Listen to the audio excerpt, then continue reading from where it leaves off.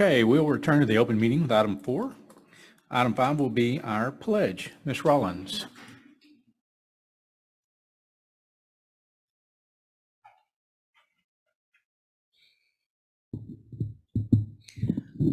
Good evening. My name is Megan Rollins. I'm the principal at Sloan Creek Intermediate School, and I have the absolute privilege and honor of introducing Easton Kolchak tonight. He is a 6th grade student at Sloan Creek. The teachers just unanimously, when I said I need a really sweet kid who exemplifies all of our pride characteristics of Sloan Creek and of Lovejoy, who would it be? And they automatically thought of Easton.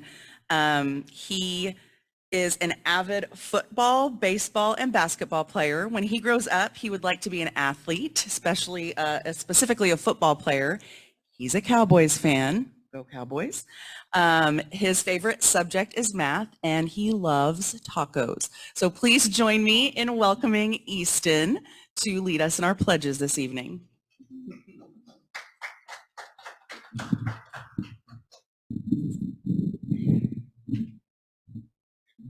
I pledge allegiance to the flag of the United States of America and to the republic for which it stands, one nation, under God, indivisible, with liberty and justice for all.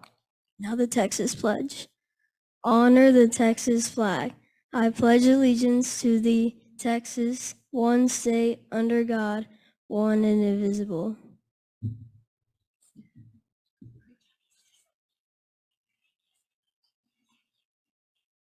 Great job, sir.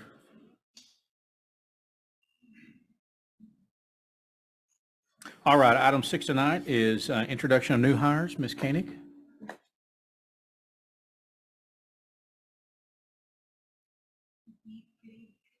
Good evening, everyone, and happy fall. I'm going to ask Megan if she'll come right back up there. Tonight, we're going to introduce our new hires from Sloan Creek Intermediate School. Of course, we are going to, Ms. Rollins will be giving a brief introduction, and we're also going to give them an apple, the symbol that we have for our teachers, and how important that teaching field is, and a pen so they can write the next chapter of their life.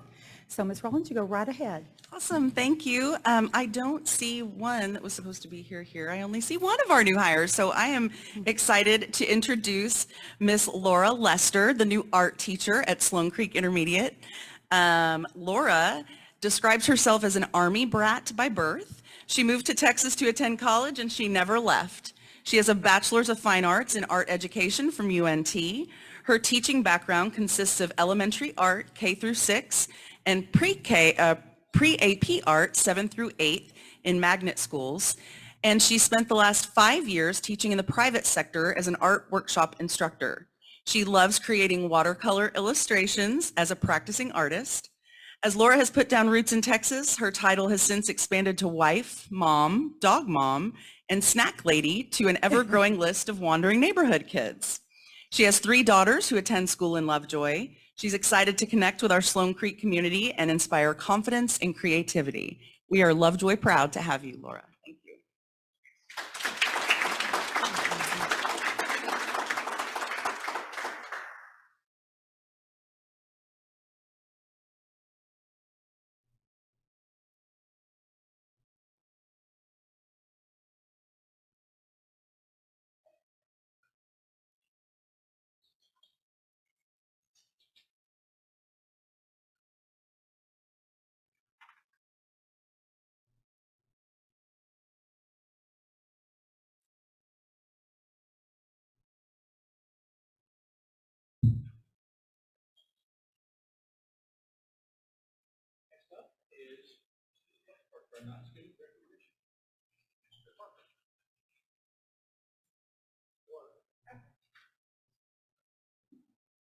Actually, I think we're going to go on and talk about celebration of learning tonight.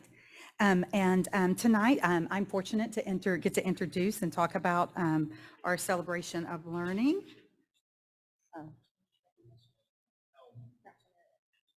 Oh, yes, national merit recognitions. I'm sorry. Dr. Zambezi and Bree Smith.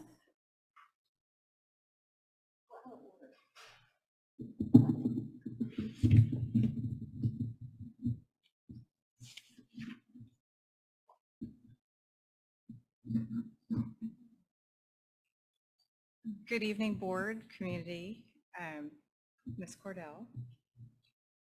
We are so excited this evening to be able to share with you great news for Lovejoy High School and our Lovejoy students. We have with us this evening quite a few of our national merit recognized students. Some of them were not able to be here with us tonight because of their busy schedules. Some had rehearsals in other endeavors. Some had to go to work this evening, and some had appointments that could not be rescheduled. So we are going to recognize all of the students, and Dr. Zambezi will hand out certificates for each of the students that was able to be here this evening. Just a little bit about the National Merit Program. All of these students took the 2022 National Merit, the PSAT, Preliminary SAT, National Merit Scholarship Qualifying Test, or for short, PSAT NMSQT. That's so much shorter.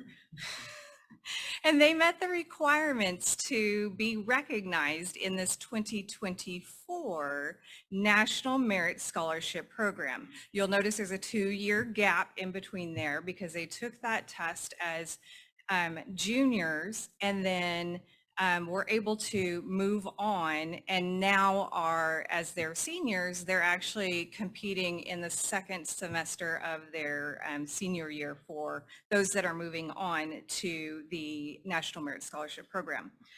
We had over 1.3 million students that took that exam in fall of 2022, and those students that scored as one of 50,000 highest scoring students are actually recognized as either semifinalist or commended students. 16,000 students move on to be named semifinalist, and we have just received that information in the last week or so. So this evening we have with us both our commended students and our semifinalists.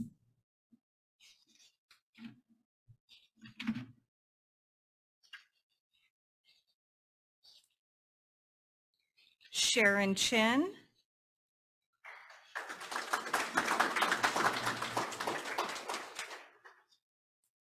Declan Finnegan,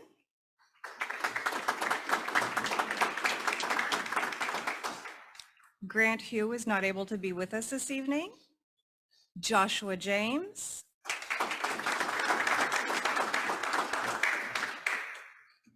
Hannah Mao was unable to be here this evening. Edward Sutton,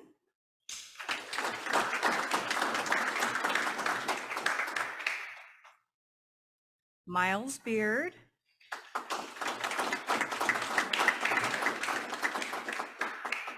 Uzair Chaudhry,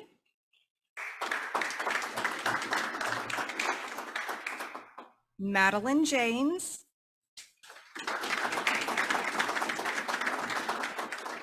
Romy Kahana was unable to be here this evening.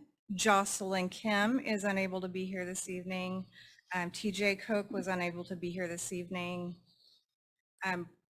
Bridget O'Dowd,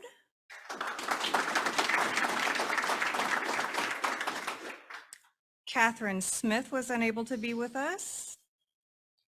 Hunter Stark was unable to be with us.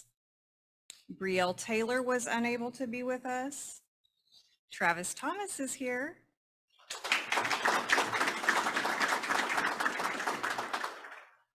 And Evelyn Sy was unable to be here this evening. Congratulations to you all.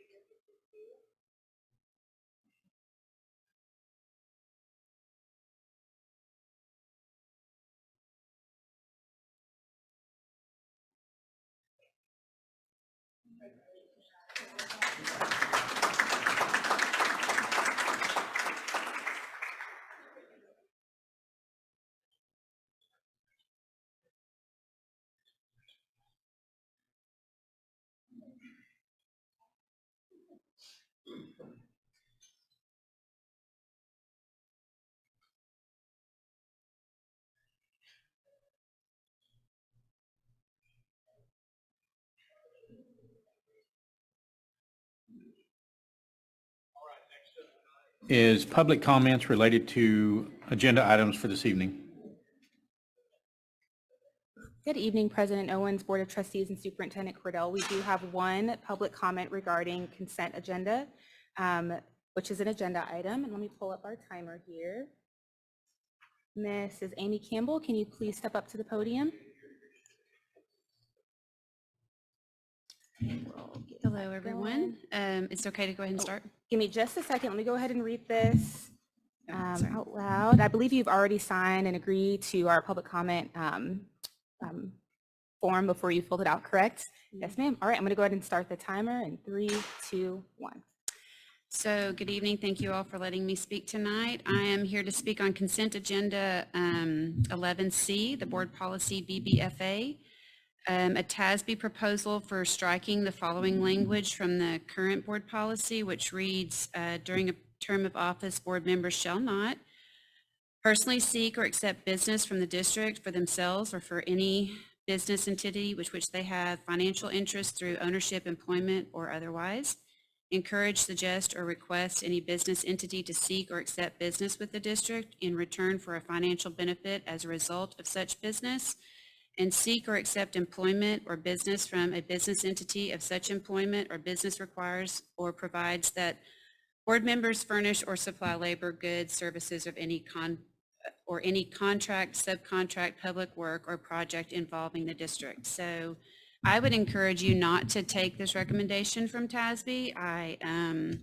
In order to retain this language in an effort to maintain a high level of accountability and transparency for our district that I think that you all have worked hard to establish.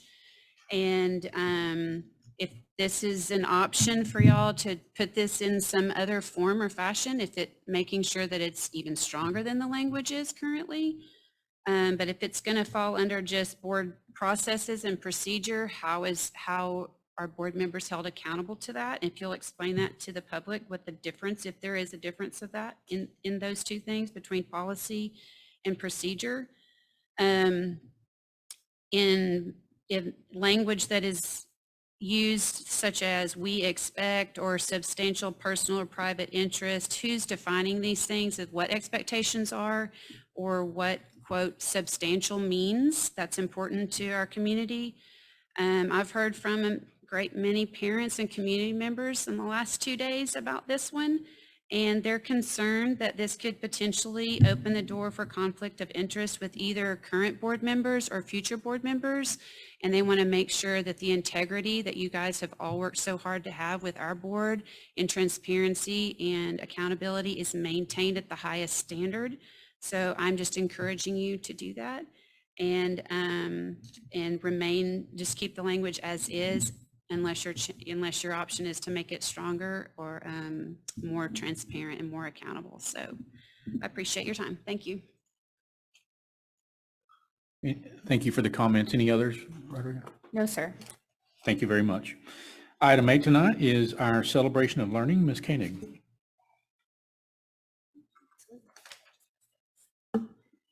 Okay, we're getting ahead of ourselves. I'm going to ask Bree Smith to come up and Dr. Zambezi.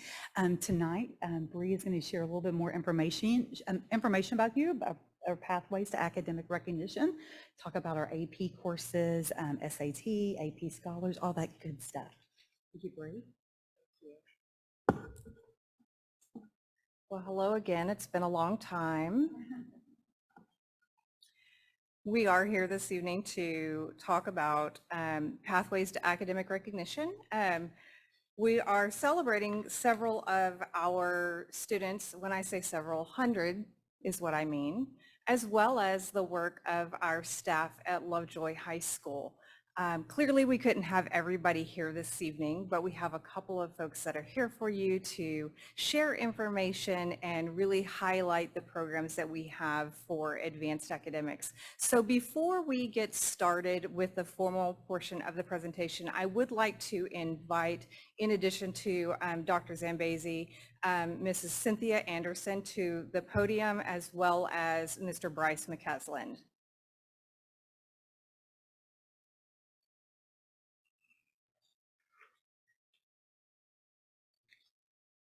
These are just two of the many staff members at Lovejoy High School that ensure a level of excellence on a daily basis that our students are receiving top-notch instruction in all areas that we offer. So thank you.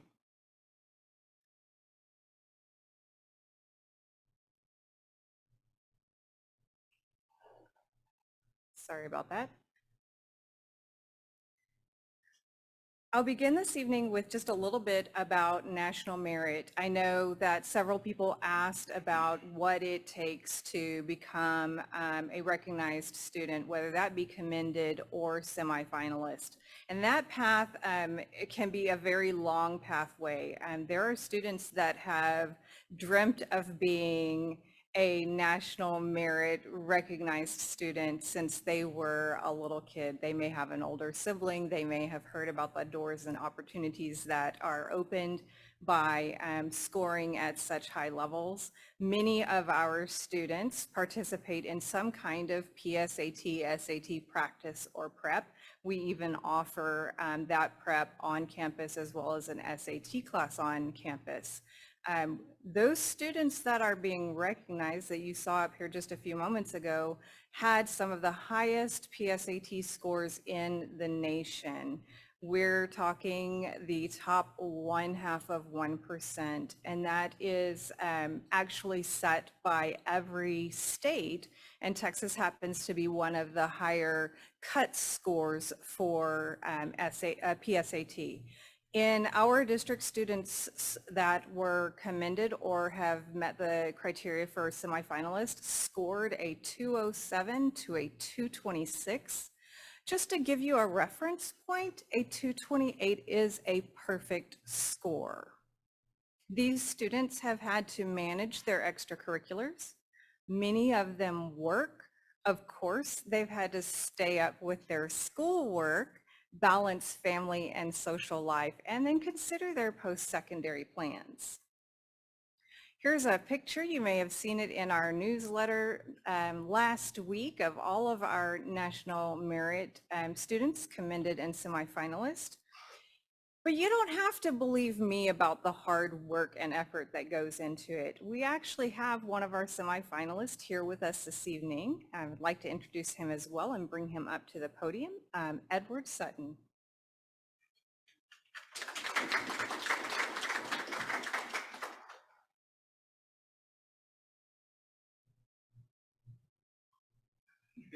You have the floor. Hi, good evening, everyone. My name is Edward Sutton. So I am the co-president of the Lovejoy Organic Permaculture Club, along with my friend Joshua James, who is just up here. And I'm also a competitor in the computer science team at Lovejoy High School. So to prepare for the PSAT, I spent pretty much my entire junior year summer leading up to junior year studying, doing various SAT prep classes. And it was a big goal of mine to become a semifinalist and potentially a finalist because I would like to go to Cornell University to study agricultural sciences and go into the agri-tech field after that and potentially like develop some technologies that would benefit the agricultural field since it's a big part of like human life. Everyone has to eat. Thank you so much.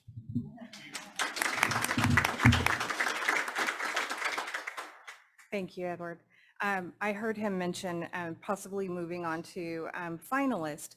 The students that have been named semifinalist from our 18 recognized students, we have 6 semifinalists. Those students will continue on in the National Merit Scholarship Competition, and they have several next steps, which includes completing an application, getting counselor recommendations, as well as taking the SAT and performing at comparable levels. Those students will be announced next year, early in the year, January, February timeline. In addition to our national merit students, our preparation programs, we have a very strong AP program here in Lovejoy. And of course, that doesn't start at the high school level either. I'd like to ask Cindy Anderson to come to the podium and talk a little bit about AP. So I kind of want to talk to you about foundations for success in AP. So this is my 17th year in the district, and I've taught at Hart Elementary and at Sloan Creek and now the high school. I've really watched kids, like some of them, grow up from 6th grade to their senior year. And I've seen that what's most important and what we do very well here in Lovejoy is building those foundations for success in the future. So when I moved to the high school, the first year I taught freshman and sophomore GT English. And then I was asked to teach AP Literature. And that really changed my perception of how I was going to teach GT English, English 1.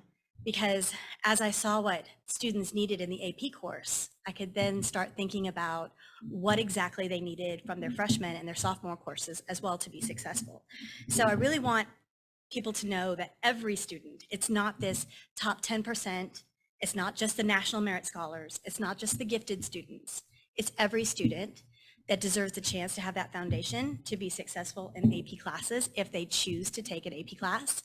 But we want them to have that possibility to take that AP class, to feel confident in taking the AP class. We want them to have the skills that they need so they don't think, this might be too rough for me, this might be too tough. I'm a little bit afraid of it. We know that kids come in freshman year and a lot of students will take AP Human Geography. And that might be their first introduction to AP. But we in the English department have a plan. We want our students taking AP Lang. We want our students taking AP Lit. I've watched the program grow. From my first year, I had 43 students, and the next year I had 80 students, and this year we have 91 students in the AP Lit program. So slowly, I think people are understanding this isn't just for trying to have as many AP courses as possible. This is the goal for this is to be as prepared for what comes next in our secondary education as possible. And so as an English team, we meet together and talk about what do our freshmen and sophomores need in order to be ready for that next step, to be ready for Lang, to be ready for Lit, to be ready for AP Seminar, AP Research. And so what do? We build rigor, which is good for everyone. We do that trying to keep the engagement up because that's a little tough with freshmen and sophomores sometimes. And I know that our team on the middle school campus, they do the same as well. And so some of the things that we do with our freshmen is like practice writing a strong thesis that seamlessly embed their citations into their writing, to create thematic universal statements, to vet their sources. That's so important and such a college level skill that they all need. And also to use the academic language when they are writing. So this isn't always easy, and we want to make sure that they are enjoying the program, but it's also very possible for every student to have that success. And so that's our goal. I've really watched this program grow, and my hope is that it will grow so much that we will hire more AP teachers as well, and that we will have more courses available, and that every student in Lovejoy, whether they are planning to go off to college or they are planning to go into the workforce or into the military, that they will still take those AP courses because all along they've been told, this is something I can do, that I'm capable of doing. Thanks.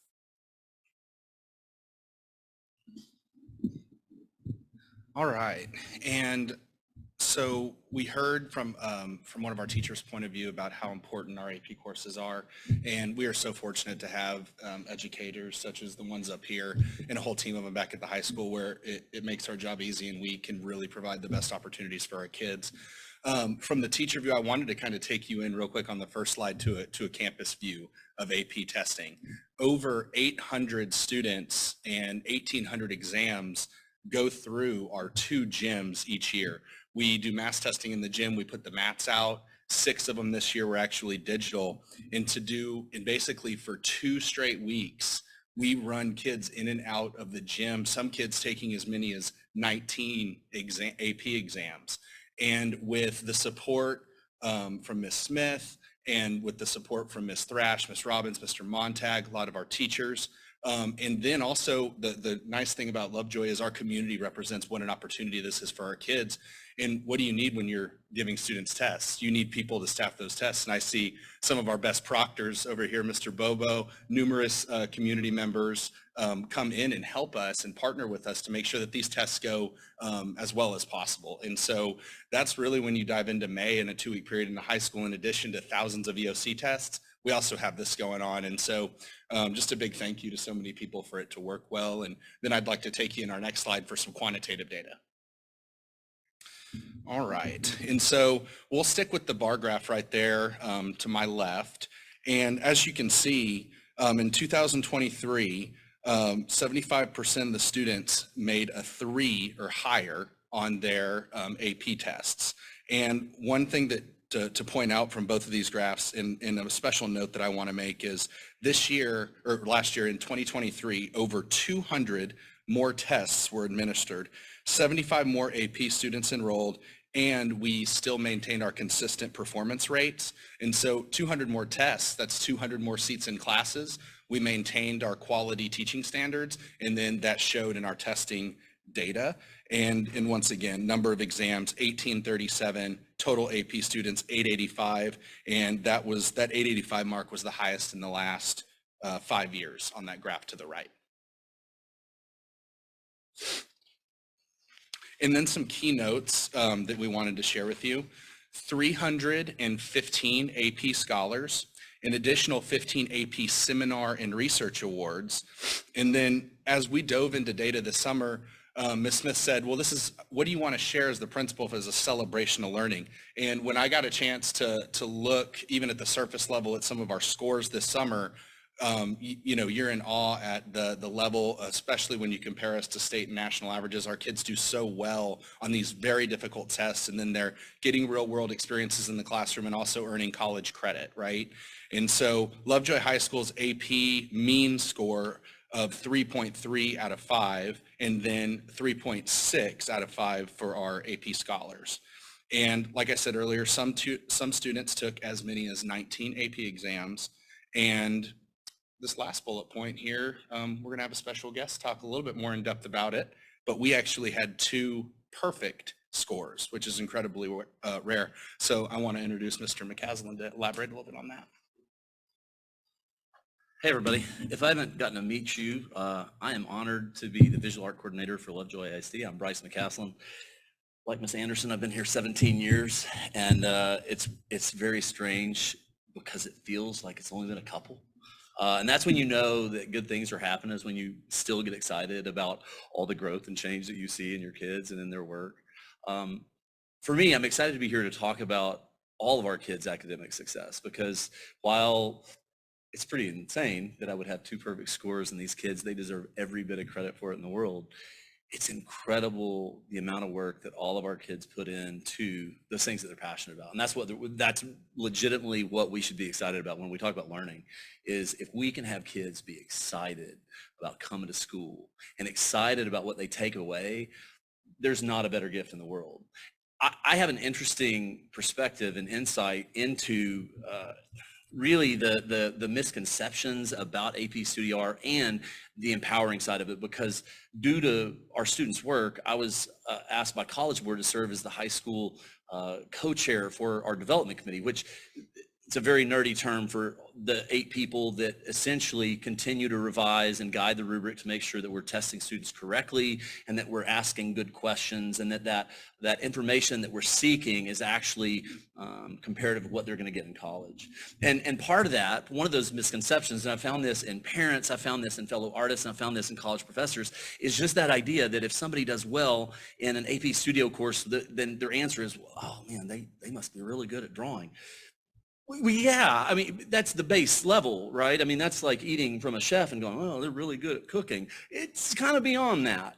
And really, what I like to say is that just like all these students that were here tonight, there is a level of commitment and a level of ownership and a level of grit that goes unseen and unspoken about these kids that excel in their courses that I believe 100% they deserve more applause than I can personally give, because they believe in what they're doing. They actually come to class with the goal of taking ownership of their learning, with the goal of creating something that is personal. And this is not just in studio art. This is in all of our AP courses. It gives students a chance to take something and make it their own, to chase something that they're passionate about, something they've dreamed about their whole life. That's pretty incredible.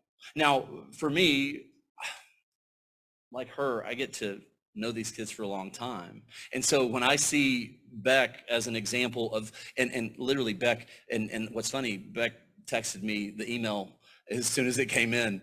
And so I kind of knew before I got the email from you guys, but in college, and sent me the email. So for perspective, a perfect score in AP Studio Drawing is 1% of all portfolios globally. The 3D score, perfect, is 0.6. Now, even crazier, that makes Beck one of only 17 kids, literally in the 1.2, 1.3 million students that take tests that got 2 perfect exams. Same for Brooke on the next slide. The idea that simply a perfect score, 0.6 of all students, just means that they draw well. Oh my gosh, that's an understatement. Because really, the perfect score is about their writing. It's about that gumption to when they come to class and their peers say, you know what, you could touch this up. Then instead of getting mad and going, I worked 30 hours on this, they go, why? Why do you think that? That's what we want in all of our kids. We want them to be able to take feedback. We want them to take action. We want them to have grit in the face of all those challenges. And to me, that's the beautiful part of this. The perfect scores, that's cool. But I can tell you that Beck and Brooke, they're not going to go around and tell their friends and their peers, and it's not a bragging point for them, because what they're excited about is the experience. They're excited about the fact that they can come to school and that they can be excited about what they're taking on. They can be excited about owning something. When I talk to them, when we chat, they're excited about what they're doing, not because a perfect score, but because it's theirs. And I was reminded of this last week.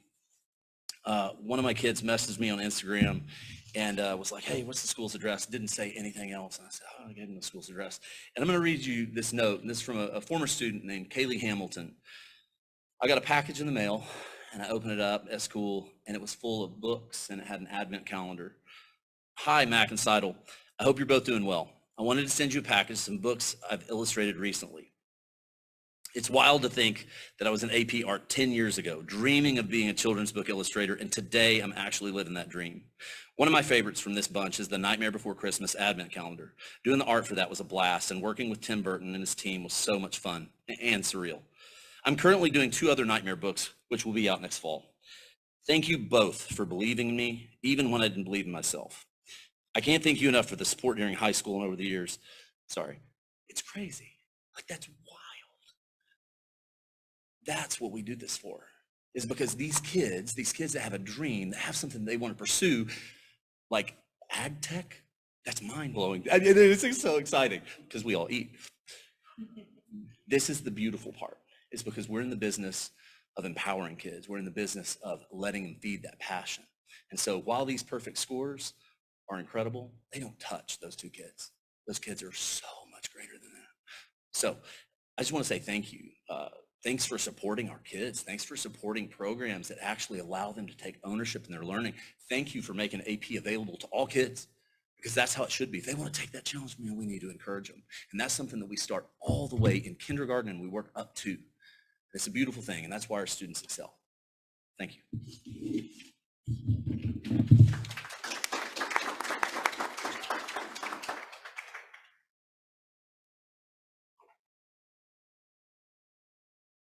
So if those testimonies were not enough to share the impact and the importance of AP, we have an additional visitor this evening, one who could not be here in person due to her work schedule, but she felt it was important enough to send in a message to the board and community.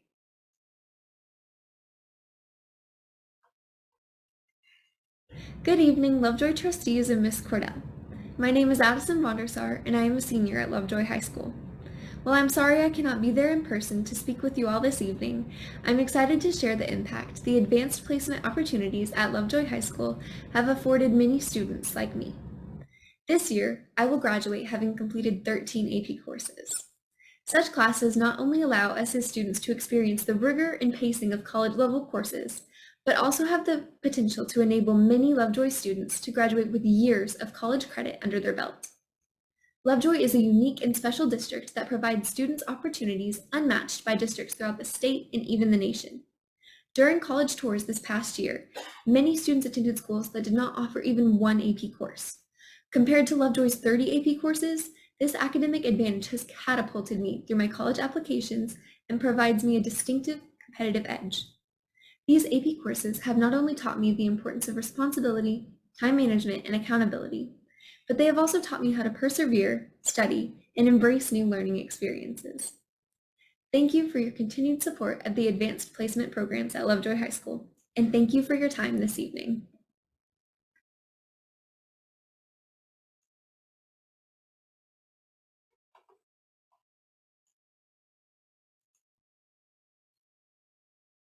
And that was Addison Addie Vondersar. She's a high school senior. Before we shift into the next segment of our celebration, I would like to just ask the board if they have any questions for our speakers this evening. The next section really is going to be an overview of some changes that are coming in the testing protocols through College Board. Dr. Zambezi already mentioned just a little bit about it. So I want to give them the opportunity to answer any questions or comments that you may have. I definitely have a comment.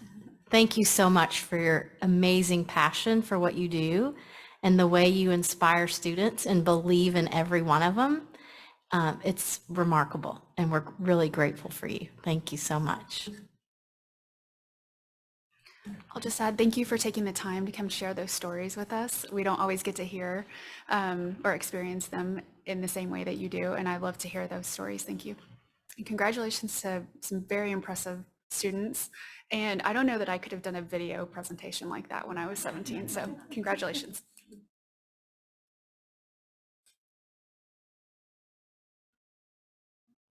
Okay. The next portion of our celebration is actually going to reiterate a little bit of what Dr. Zambezi said about the shift to digital exams. We've had digital exams in Lovejoy for a number of years. STAR tests have been digital. Last year, our district did participate in 6 digital AP exams. The College Board actually offers 7, but we offer 6 of those courses. And so we chose to embrace that for all 6 of those courses. They went amazingly well with the help of all of our teams. It was all hands on tech, if you will. The exam sessions, the proctors, the campus is set up, even with a school-wide power outage, things still went well. The exams were able to be completed and submitted. So this year, the College Board is rolling out the digital exams for PSAT 8-9 and the PSAT NMSQT. The PSAT 8-9 has actually had an option for digital for a couple of years. This is the first year that they have completely eliminated the paper and pencil versions of the test unless a student is receiving special education services and has it spelled out in their IEP. So this fall, we will test at the high school all 9th, 10th, and 11th grade students on digital platforms. These are not like the 2020 at-home exams, if you recall those. It is quite different from that. This is still a test at school that students will take under the supervision of a proctor, and it will be administered through the same platform actually as what the AP exams are administered on in Blue Book. And then this spring, our juniors will actually have the first attempt at the digital SAT. And once again, that's an all digital test. It is not an option to have a paper test. This was actually rolled out internationally in 2023, and it's coming to the US this spring. So I'm going to do a little bit more of this power play magic or PowerPoint magic here. Shift over to a quick video, maybe not. Let me see if this one will.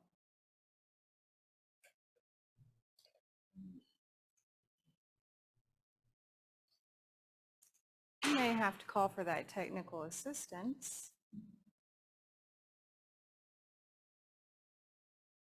We'll take a chance and see if this one's it. Nope, that's not it. Mr. Korb.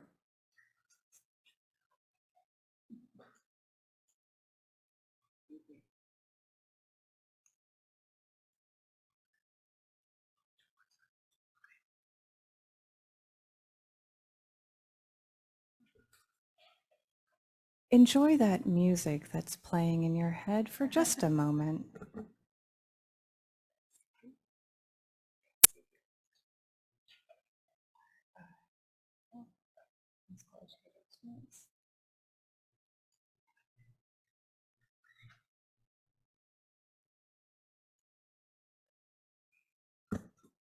All right, I think we're back on track.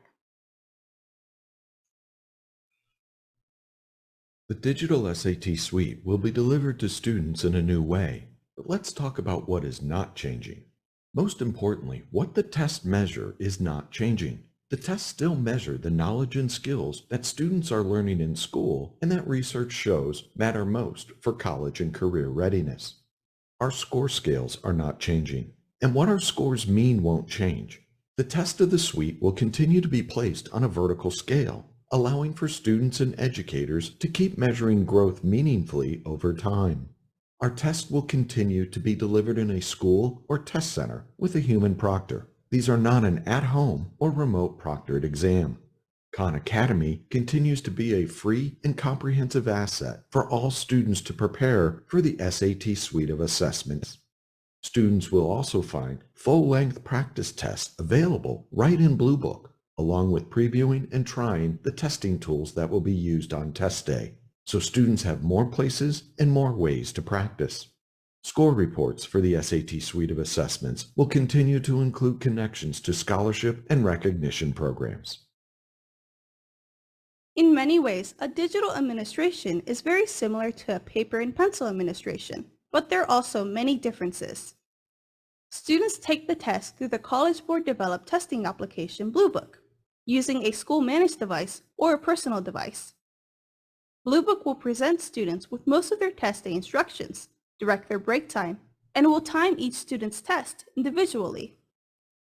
Going digital has led to a shorter test, which means a shorter test day. Tests will be about 2 hours long instead of 3, and there will only be 2 sections, reading and writing, and math. Each section takes about an hour to complete, and there is a 10-minute break between the sections. We have designed shorter reading passages, and there will only be 1 question tied to each passage. Calculators will be allowed for the entire math section. A graphing calculator is built into Blue Book, or students can bring their own from an approved list. College Board has also developed a test planning and administration application, Test Day Toolkit, which allows most staff administration tasks to also go digital.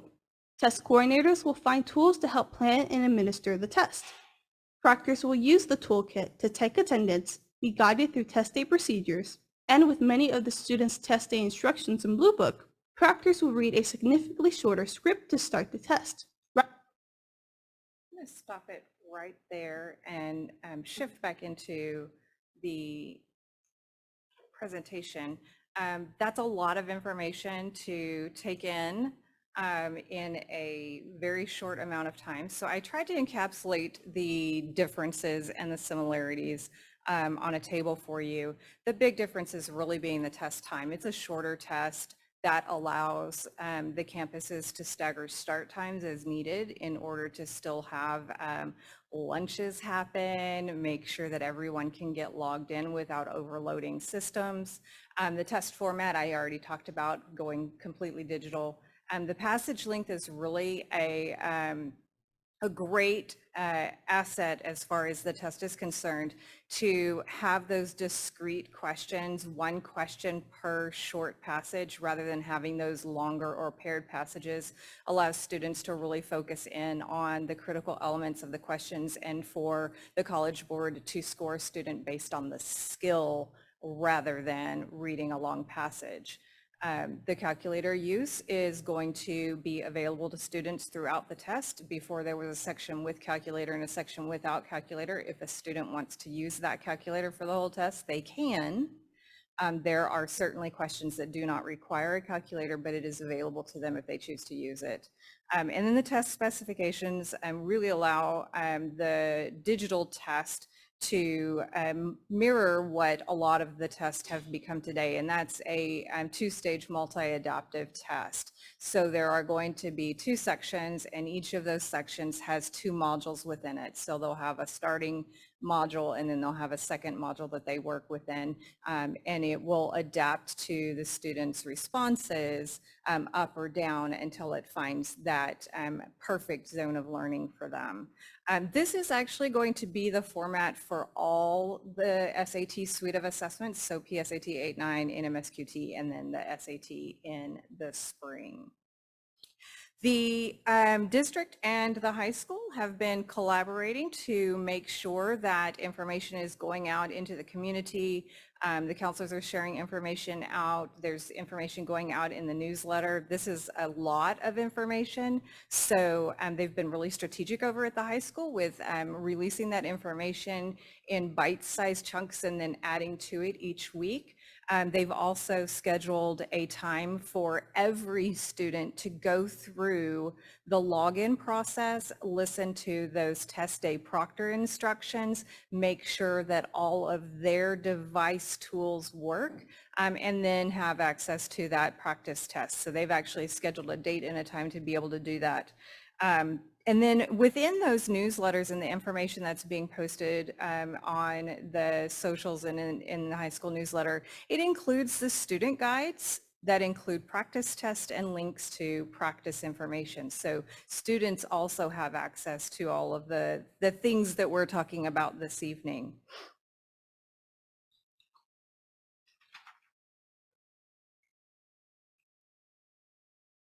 Again, I know that's a lot of information, but I did want to make sure that everyone was aware of the change and what the students and the campus are doing. Our technology team has been fantastic, walking the campus, looking at the Wi-Fi and making sure that we will have sufficient broadband to be able to administer those tests simultaneously. I think it's 1,100 and some odd students that are going to be testing throughout the day. So we're very excited about it and looking forward to this.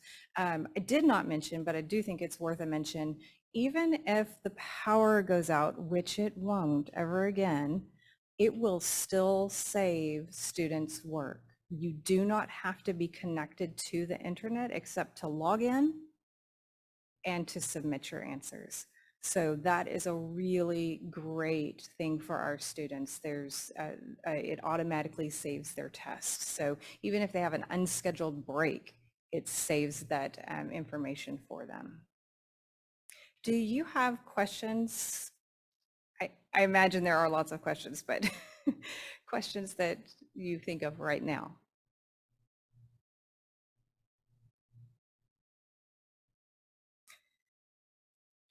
Well, we're all available, happy to answer those questions as they come up. Lots of information is going to be going out over the next couple of weeks. And like I said, students will have the hands-on practice prior to test day, which is October 18th.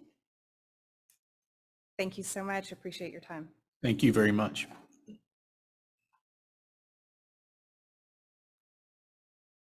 Item 9 is our invocation. If you would, just bow your heads with me. Dear Heavenly Father, please watch over us as we discern tonight through the business of the district. Lord, we pray for our students, our teachers, our educators, our administrators, We pray for their welfare, their safety, their health. We pray for blessings upon each of them and their families. Lord, give us wisdom and discernment tonight to do the work and to follow your ways in Christ's name. Amen.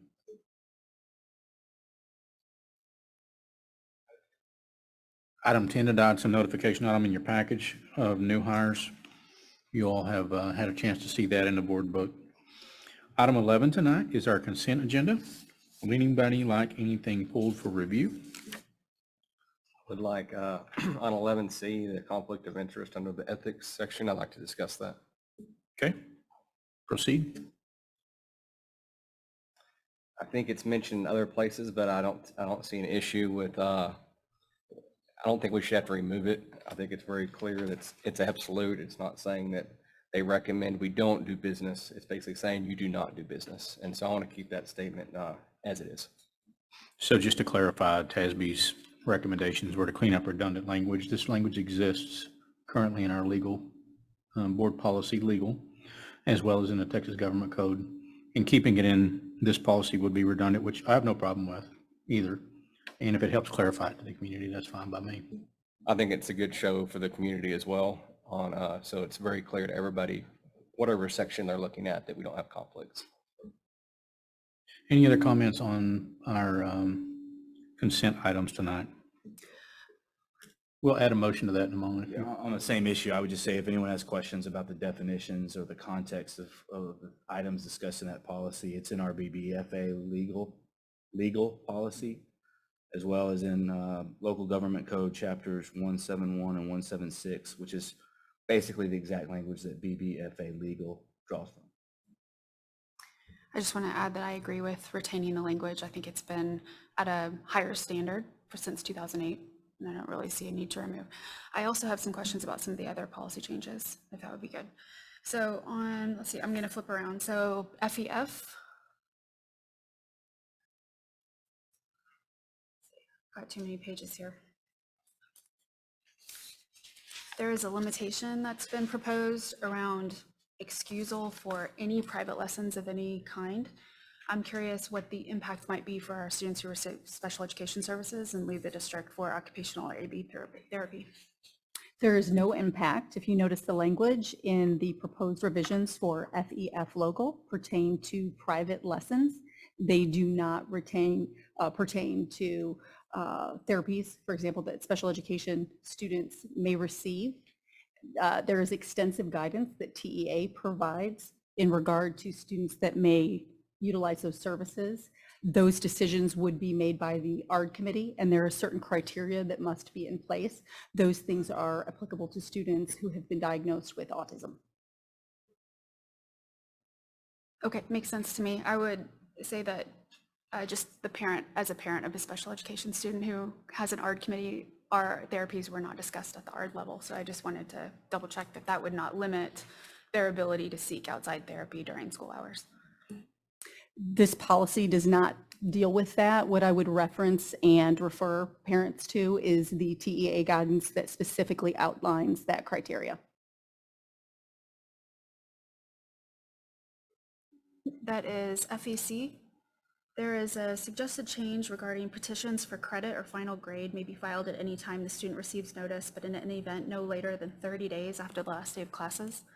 That was reduced to just the last day of class. And I was curious what the proposal was on that. I noticed that I just kind of previewed 6 other districts, and the shortest time was 5 days and the longest time was 30 days. So ours would be probably the skinniest amount of time. So I do not have a high school child. So is this enough time for high schoolers to make that determination? Can you please give me that policy again? You spoke pretty quickly. FEC.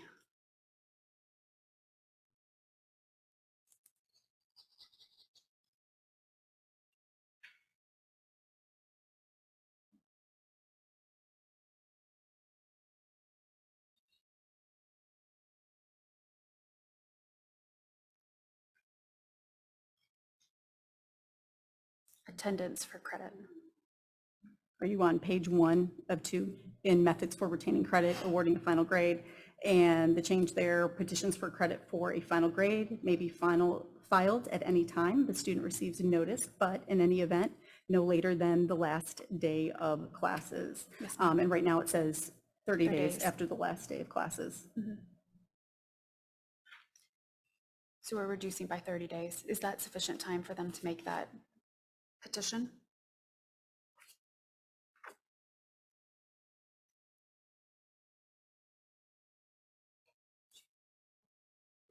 That's certainly something that we can review further, but that is the TASB recommendation, and that's their standard language. Makes sense. I just was curious. I've seen 2 other districts that were published in 2023 that have 5 and 10 days. So I don't know that I have a preference, just was making a clarification. Next is DEC, which is an employment policy. Mrs. Koenig is going to come up and speak. I can address that. DEC, basically that is where FMLA for maternity leave, I believe. And most districts do a combined if both employees work in the district. So you might do 8 weeks and 4 weeks. One thing that we do have here in Lovejoy is we have a very, our extended leave policy is very generous. So that's 10 extra days for each employee also. We're trying to be consistent because we want to think of students and students' needs and, the classroom teacher being out of the classroom for extended amount of time. So someone could take the 12 weeks of 12 weeks and another 2 weeks and another 2 weeks, and that, could end up more time. Okay? Does that answer your question?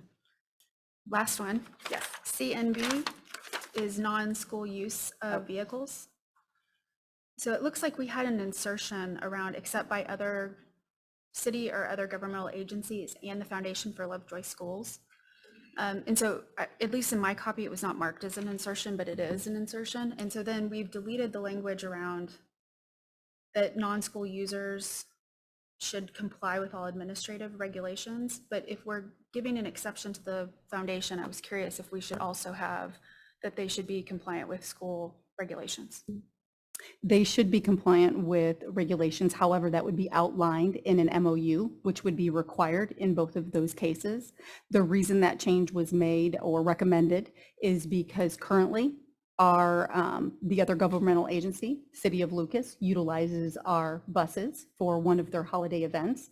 That's not something we wanted to move away from. And that would have made that practice would have been not in alignment with our policy. So our policy needs to be in alignment with our practices. And then Foundation for Lovejoy Schools also utilizes some of our buses. Again, both of those things we would be moving to a MOU in place. That additional language is not necessary. It's somewhat covered in legal and would be spelled out in the MOU. And Trustee McLaughlin, I'll chime in here too, and I apologize for that markup. I did not highlight the end of that sentence, but I did this afternoon, and I've uploaded it in your board book and for public view as well. I had a few other just for my own education, but I'll follow up with you at another time for those. Thank you. I think the one amendment that I heard was to not strike the language from the conflicts of interest section. Call that section out. So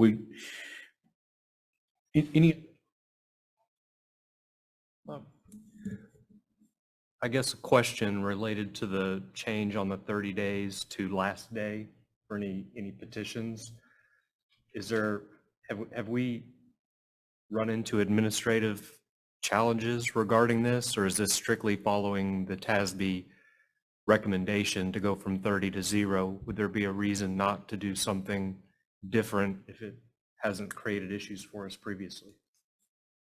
We have not run into anything administrative. It's simply a TASB recommendation. I will say if too much time goes by, that becomes certainly a challenge in regard to having the information readily available in regard to, from the teacher, in regard to the assignments, the grades, and the ability to ascertain the accuracy. It seems like if other districts have access to this same TASB recommendation, but it sounds like others are maybe moving to a shorter time frame of 5 to 10 days, doing something similar, not going all the way to 0 to create unnecessary other unintended consequences. I would propose doing at least 5 days just to not go as drastic in case it created other unintended consequences would be my recommendation. FEC, yes, sir.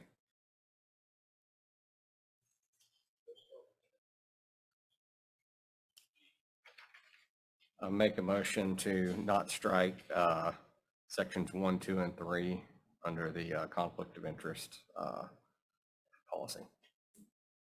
Move Mark Wheeler. Second, Julie. Aye. Opposed? Thank you. Second recommendation was language in regarding to FEC to adjust the TASB recommendation from 0 days to 5 days. So move Jason. Second, Julie. All in favor? Opposed? Okay. And then we'll need a motion to accept all other recommendations in the consent agenda as presented, with the exception of those two changes. So move Jeff Wood. Second, Amy Smith. All in favor? Opposed? Okay, I think that's clear. Okay. All right, thank you. Thank you. Going here. All right, item 12 tonight, consider an act on the annual review of our investment policy and officer resolution. Mr. Willman.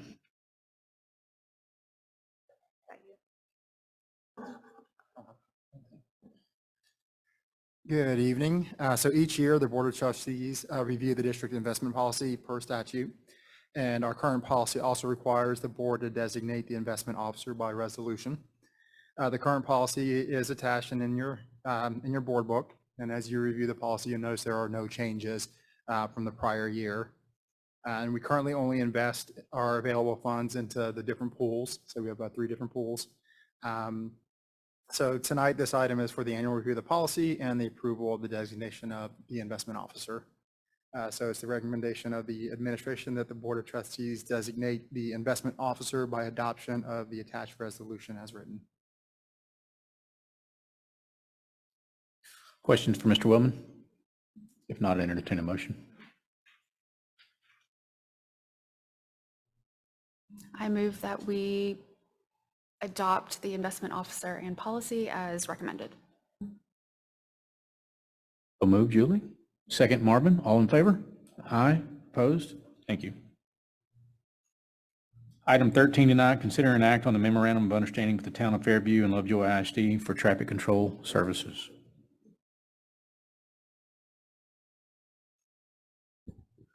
Good evening. So annually, the partnership between the city or the town of Fairview and the Lovejoy School District includes traffic support at 2 of our campuses that are situated on and along. One is West Lucas Road and the other one is on Country Club. That's Sloan Creek and Willow Springs. This memorandum of understanding just continues that partnership. And so I would like to briefly get to the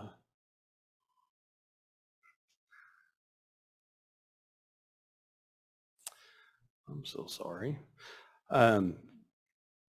So the administration recommends consideration be given to an act of the MOU between the town of Fairview and Lovejoy ISD for traffic control services. These services shall be provided at least 20 minutes prior to the start of each school day and at least 15 minutes prior to the end of each dismissal school day on student attendance days that are defined by Lovejoy ISD's academic calendar.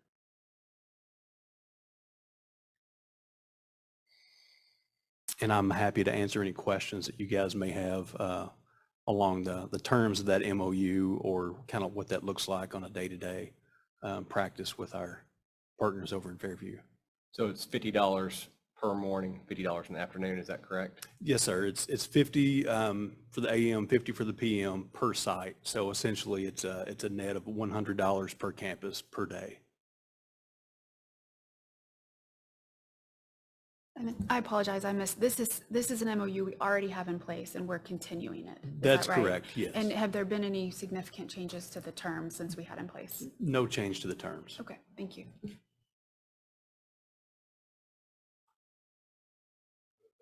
If there are no other questions, I consider a motion. I make a motion to extend the MOU for Town of Fairview and this Town of Fairview.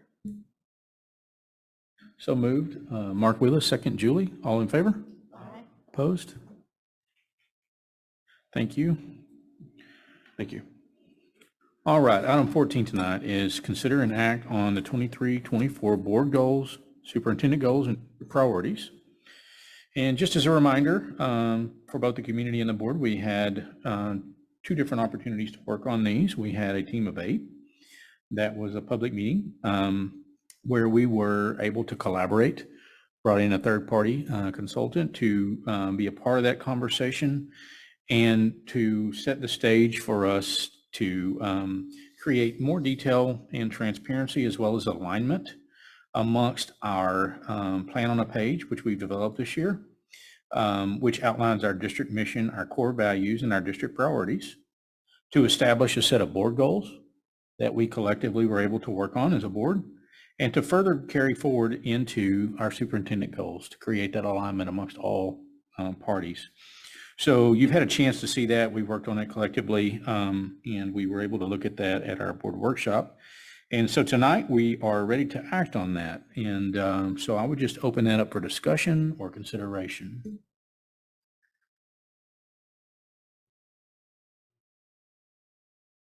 So I'll just emphasize, we've already, oh, hi, everyone looked up when I said something. We've probably already spent 4 + 5 hours on this, so I don't know that there's any more discussion. So I move we approve these. So moved, Amy Smith. Second, Julie McLaughlin. All in favor? Opposed? Thank you very much.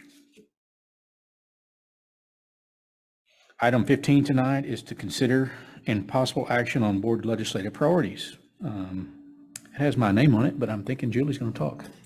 I'll kick it off and then my fellow committee members will join in. So thank you, board. At our most recent board workshop, we had a conversation around the anticipated likelihood of a special session being called by the governor that would be particular to education topics. And in advance of that session, we discussed setting a revised set of legislative priorities for the district. I appreciated everybody's candid discussion last workshop as we talked through what would be most impactful to the district and to our kids.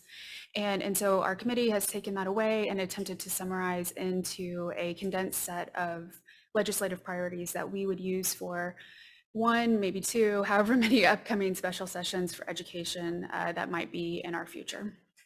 And so I'll open up for any questions or discussion.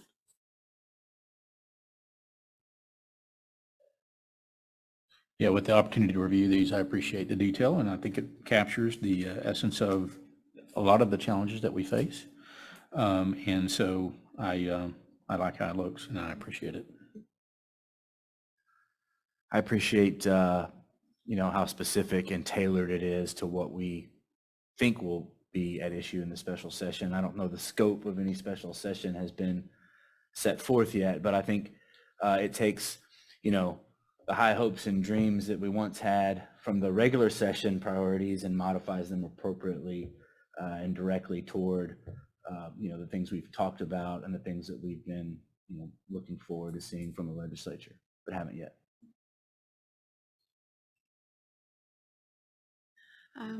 We did receive some information that Governor Abbott was in a town hall phone call last week. It was co-hosted with the Texas Public Policy Foundation, that he did announce his plan for a special session to begin in October.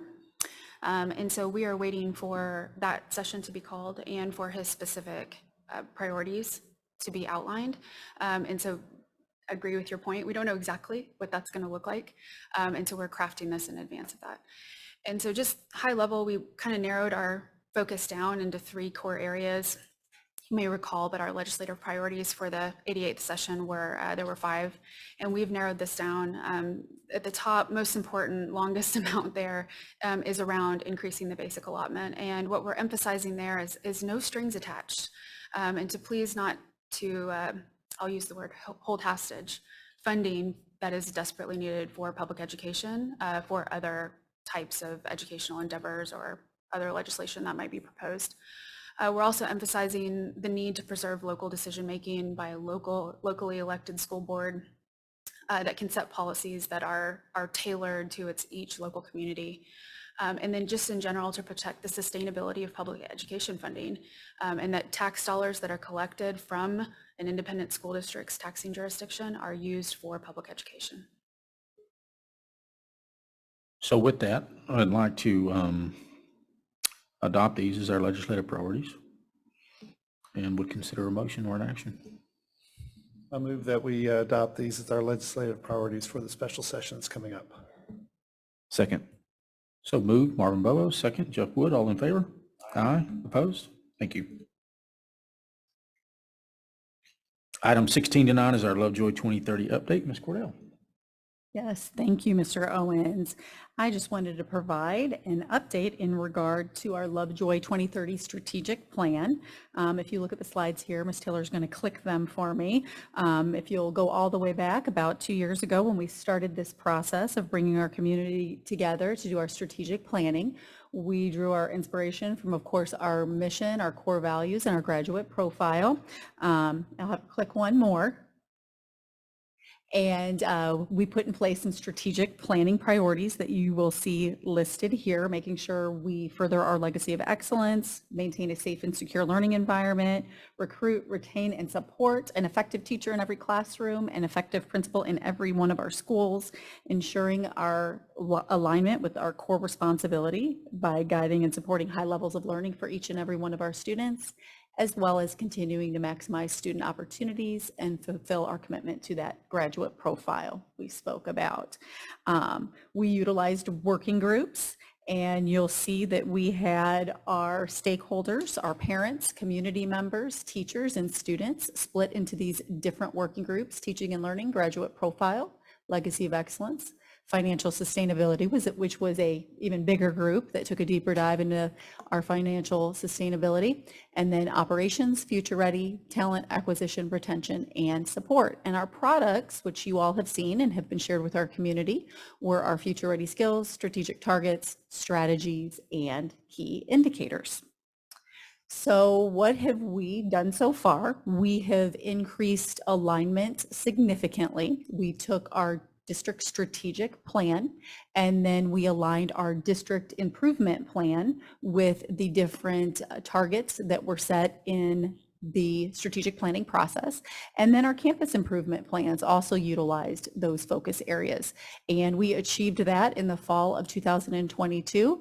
And we believe that alignment has allowed us to move forward in several areas. And we will continue to deepen that work as we develop and bring forward our district improvement plan and campus improvement plan to you this fall.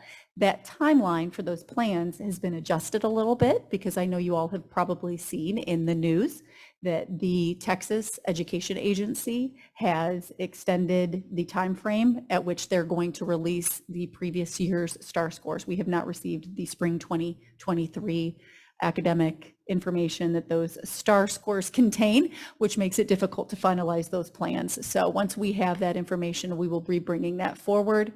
I just wanted to show this slide to share with you that we truly have utilized that strategic plan as a source of information to guide our resource allocation and to drive that alignment with our planning.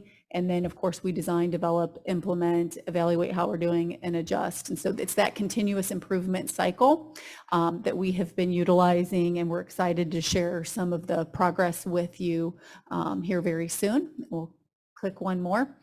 So these were the safeguards we put in place way back, and Ms. Taylor's going to click one more because we're going to circle one of these, and that is our biennial convening of a stakeholder committee to review and revise our 2030 strategic plan. So what we'll do is we'll dive into any progress, any challenges that we've had, and then also look at that plan to make sure it is aligned with our current needs and the current information that we have to make sure it continues to be relevant and a working document that drives our improvement and our growth as an organization serving our students. Right now, we are tentatively looking at Thursday, January 25th to bring that stakeholder committee back together and review these things.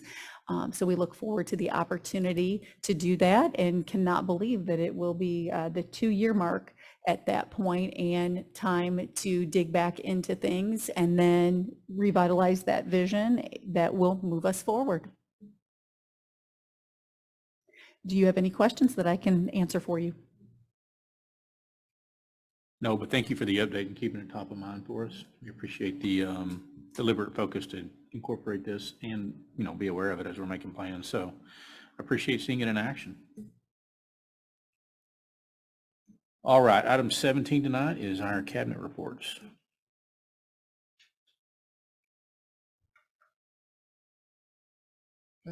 Good evening again. This will be a quick finance update. Our normal kind of review of the monthly tax collections. So this would be still the 2022 tax year and collections through the end of August. We'll start again in October, November, where we'll roll and start monitoring the 2023. But for the month of August, we did collect 158,000. That puts us about 102%. As far as percentage of collection compared to this time last year, where we were only at 99.47%. We still have a remaining 230,000.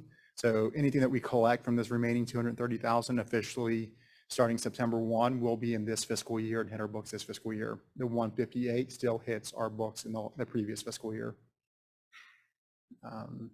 So as of the end of August, we are ending the month with 141 days of cash on hand in the general fund. The reason for the higher days cash on hand is because this does represent the recalculation of a lower recapture expense due to the MCR going down in the previous month.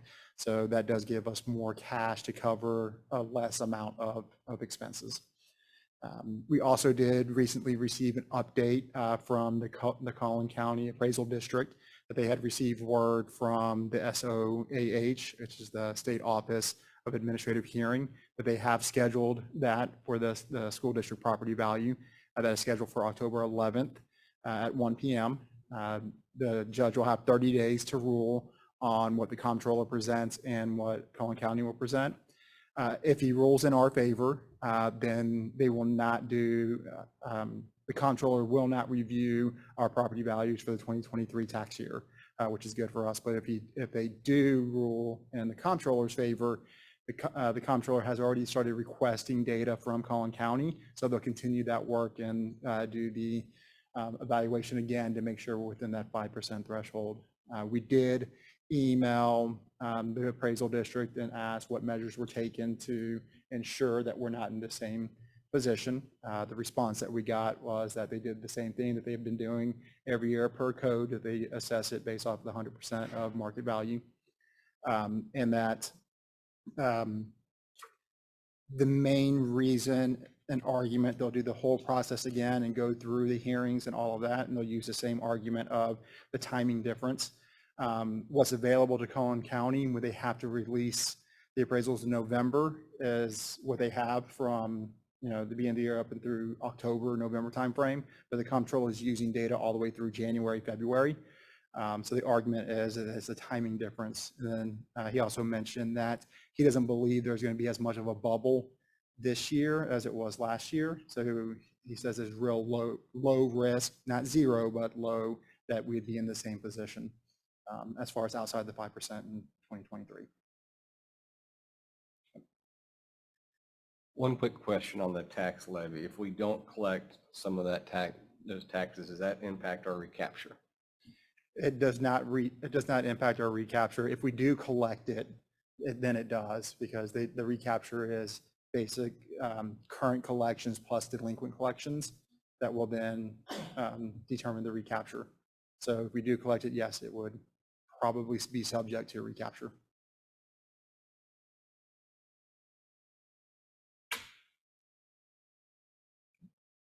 Thank you.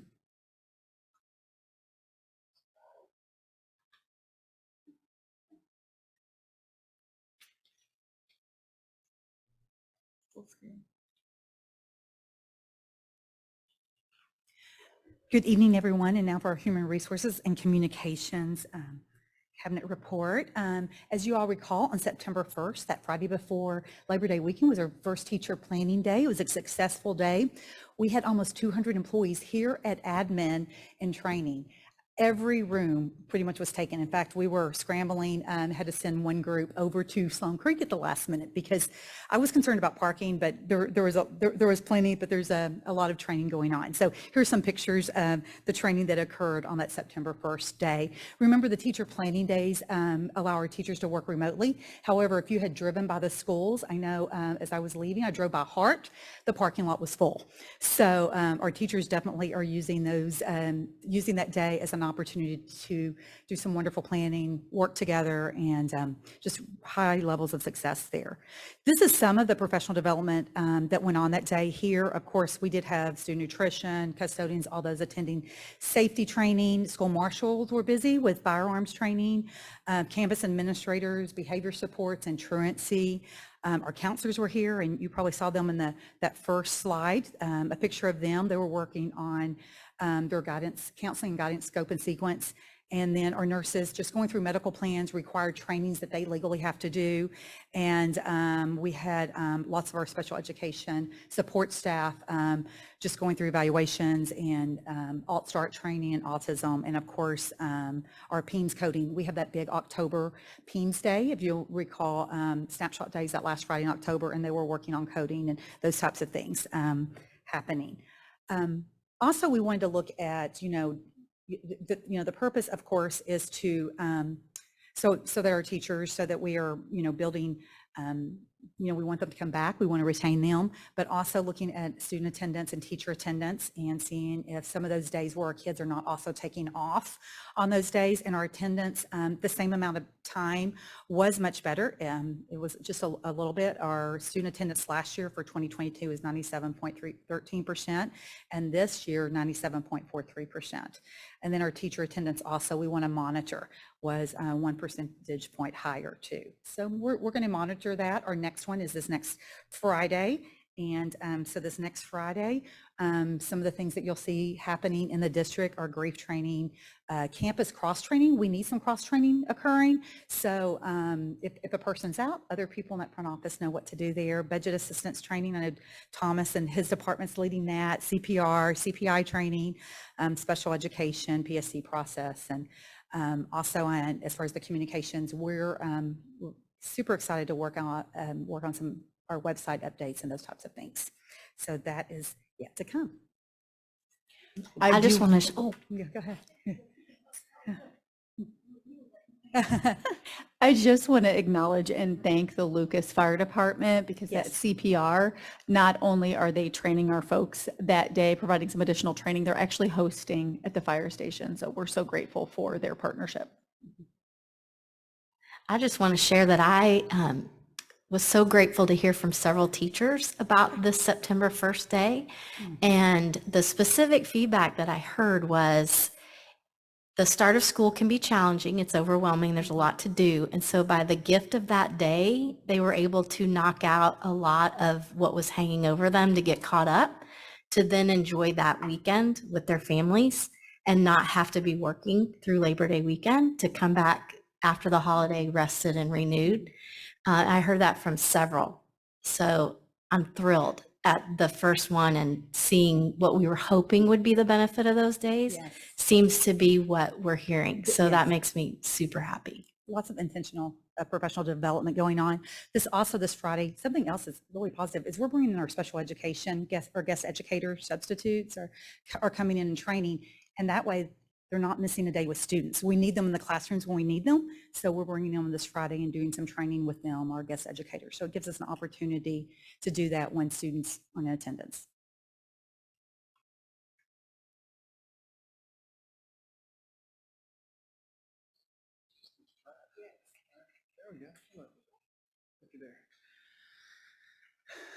Good evening. Ms. Cordell, I want to thank you for bringing that up. Mr. Percival and I were just saying that how important it is for our bus drivers. They're not just bus drivers. They care about our kids and they want to be able to provide the best service they can. And for them, they're excited about doing the Stop the Bleed training. I know Casey and his staff are going to come over and talk through some of the emergency protocols and how bus drivers respond to those if any of our campuses were to go into an emergency protocol. So it's in of course our partnership with Lucas Fire to be able to host that is important as well. So I just have a couple things I want to share. This past weekend, our Lovejoy cross country team held their fall festival. If you don't know what our fall festival is, it's one of the largest cross country meets in the state. There are a lot of kids out there and there's a lot of running. And it's not just for our high school. Our middle school has a division out there as well. And it's the first time that our 7th graders get to compete. And the cool thing, and I have the stats here, the numbers, our teams did great. Our girls won the varsity elite division, boys came in second, and that's a huge accomplishment. But if you go out there and watch, it's more than just that. It's about the program that Coach Littlefield and Coach Kelly have built. It is the number of kids. Not only did we compete and do well in our varsity elite divisions, but you can see our varsity girls, varsity boys finished first.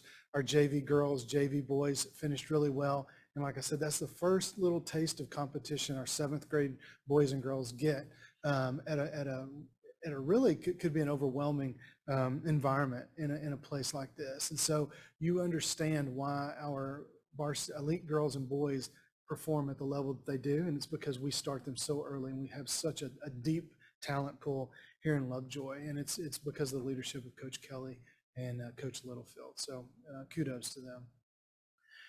This past week, we also had our AP Summer Assignment art show. This is a little bit different of an art show. We've all been to the gallery at the high school, and it's work that kids have worked on throughout the school year. This one, the kids work on over the summer. They don't get the feedback that they would get throughout the school year from Mr. McCaslin and his team. So they're really working over this independently over the summer. Then they come back after school starts, get a little bit of feedback over the first couple of weeks, and then present their assignment at this gallery. And if you were there, I know Mr. Bobo was, it'll blow you away. It's for them not only to be able to produce that type of work, but to produce it over the summer on their own time with the small amount of feedback that they get.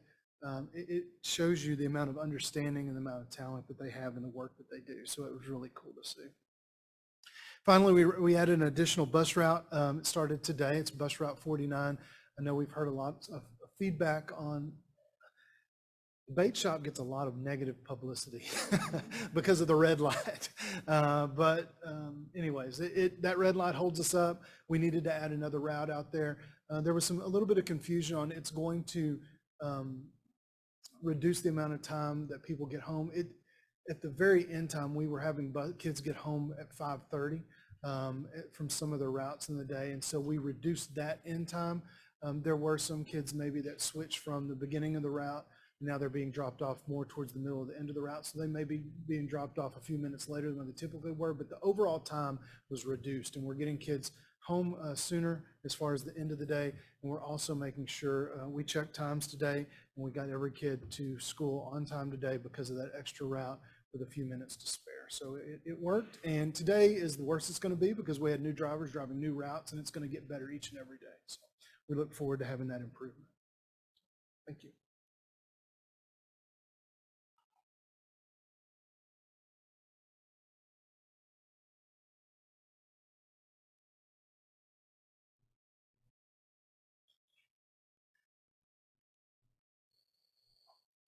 And now for your favorite portion of the meeting. So just as a reminder, our district support services include maintenance, facilities, grounds, custodial, and safety and security.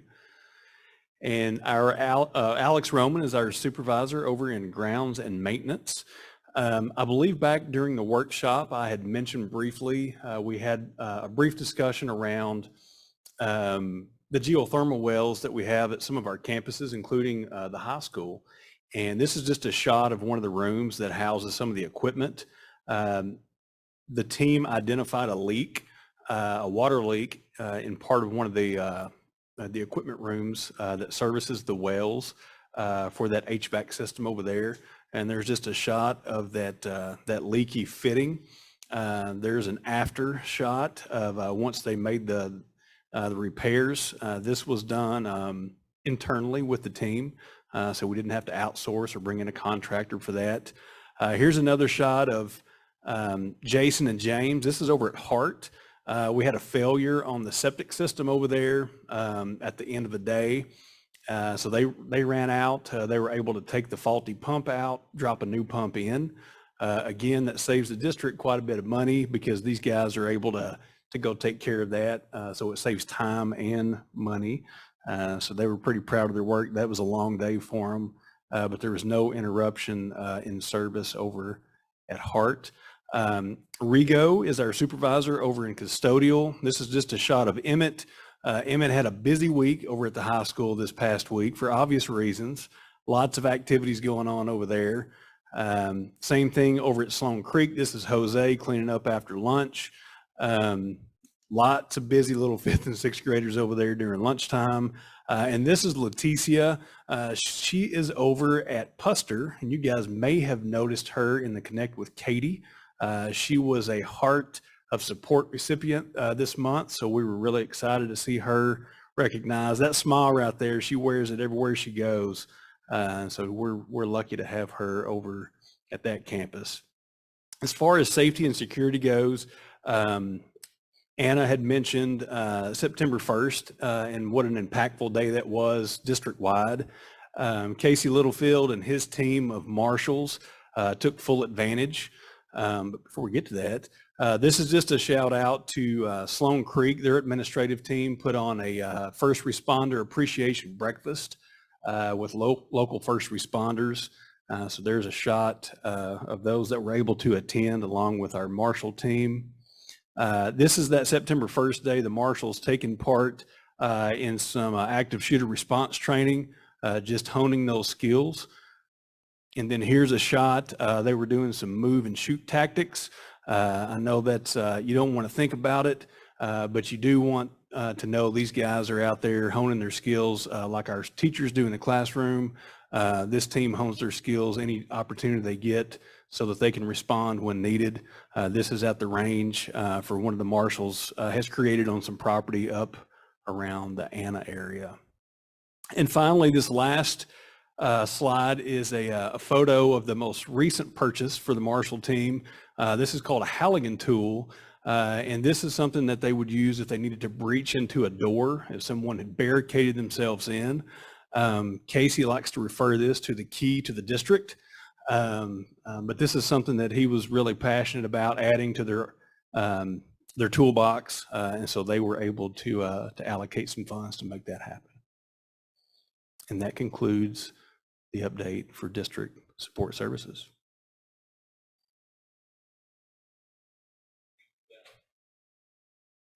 All right, item 18 tonight is our superintendent report. Thank you, Mr. Owens.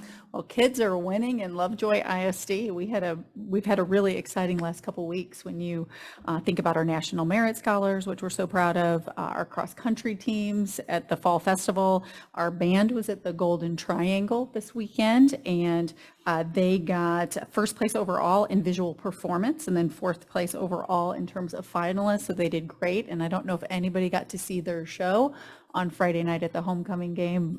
It is called Glow, and it is absolutely amazing. One of my favorite things at our football games or our Friday night lights is seeing each week how that performance continues to evolve and grow and develop. Our football team did outstanding on Friday night, and on Friday morning, we had a special invitation and had some special guests that flew in from London to give our orchestra and band an invitation to the London New Year's Day Parade in January 1, 2025. And it was absolutely remarkable. Our orchestra and our band performed, and I get to hear them perform all the time, and I think they're exceptional. But I can tell you on Friday morning, they were extra exceptional. They were absolutely outstanding and very much impressed our guests that had come from London. The officials from London were also very impressed with our students' behavior. The program was quite long, and throughout the entirety of the program, our students gave their full and complete attention, as well as just really phenomenal nonverbal affirmations. And we were so proud to have all those compliments about just how polite our students were. It was really, really impressive. And so we're so excited for our students to have that opportunity. If anybody is interested in learning any more about that, they can look up the news broadcast, because that made it on the Channel 8 evening news at 4 o'clock on Friday night. And I believe that is out there on YouTube. So congratulations to our band and orchestra. Thank you, Ms. Cordell. Item 19 is public comments related to non-agenda items. Good evening, President Owens. We do have two public comments regarding non-agenda items. One regarding district communication and the other regarding student safety. I'm going to call up student safety first. Mr. Cunningham. Just a friendly reminder, you do have 3 minutes to speak, and I'll end the timer.